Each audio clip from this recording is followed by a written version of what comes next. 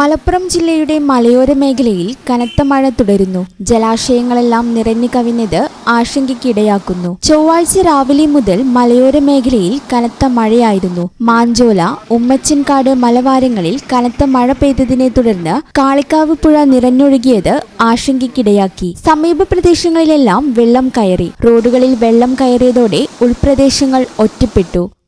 ഇവിടെ മഴ പെയ്തു ആകെ വെള്ളം കയറിയിട്ടേ ഇവിടെ ആകെ ജനങ്ങൾക്കൊക്കെ ആകെ ഒരു ഭീഷണി മാറിയേനും. ഒരു ഉച്ച സമയത്ത് ഒരു 2 മണിന്റെ സമയത്താണ് ഇവിടെ ആകെ വെള്ളം കയറിയിട്ട് വണ്ടികൾക്കും ജനങ്ങൾക്കും ഒന്നും പോകാൻ കഴിയാതെ ആകെ ഒരു ഭീകരത അന്തരീക്ഷം ഇവിടെ. ഭയങ്കര ബുദ്ധിമുട്ടാണ്. കുറെ കൃഷിനാശങ്ങള് ഒക്കെ നഷ്ടപ്പെട്ടു. പിന്നെ ഇവിടെ ഒരു ഗ്രൗണ്ട് ഉണ്ട്. ഗ്രൗണ്ടിനെ സംബന്ധിച്ച് പറയുകയാണെങ്കിൽ ഇപ്പൊ പോയതിനെ ചാരിയുള്ള ഗ്രൗണ്ടാണ്. അതിക്കൊക്കെ വെള്ളം കയറി ആകെ. പിന്നെ സ്കൂൾ വിട്ടുപോരുന്ന ഒരുപാട് കുട്ടികളുണ്ട് ഇവിടെ. അടക്കാകുണ്ട് സ്കൂളിൽ നിന്ന് വരുന്ന കുട്ടികൾ ഒരുപാടുണ്ട്. പിന്നെ ഒരുപാട് യാത്രക്കാര് ബുദ്ധിമുട്ടി.